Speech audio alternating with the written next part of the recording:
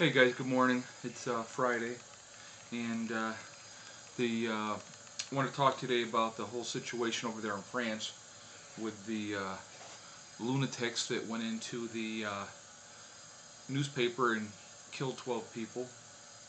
They killed a couple of cops too, and the last report that I just saw, they are holed up in a building, supposedly have one hostage, and the police have surrounded it. So most likely we know how that's going to end. Now, my contention is with this whole thing, which is amazing to me, the mindset of a lot of people. Now, France has one of the strictest gun control policies in the world, okay?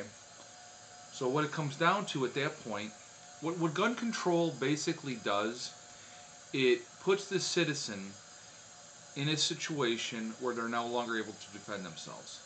Because the police have weapons, and the criminals have weapons. And from what I understand, over in France, a lot of the police only carry batons. So, unlike our police over here in the United States. But it amazes me that when you restrict these gun laws to a point where basically all you're having people be is victims.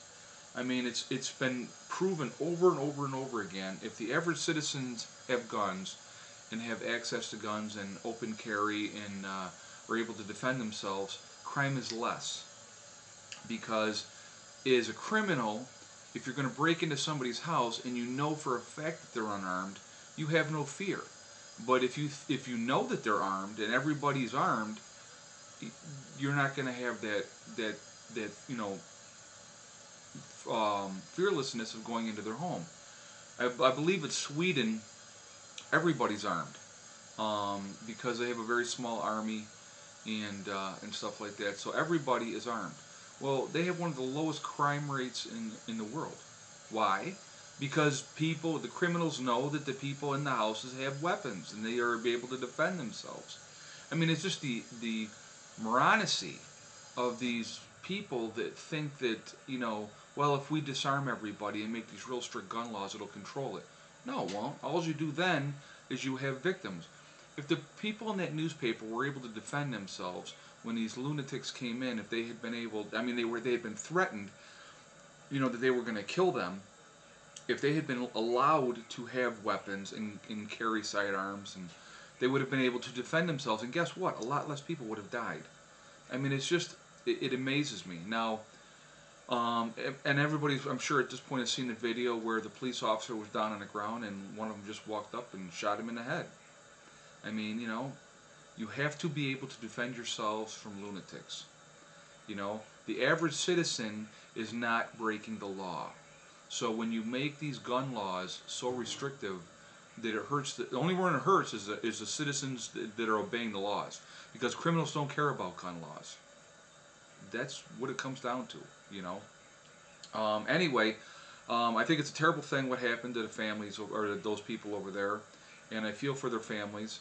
But this is just a cycle that's going to continue.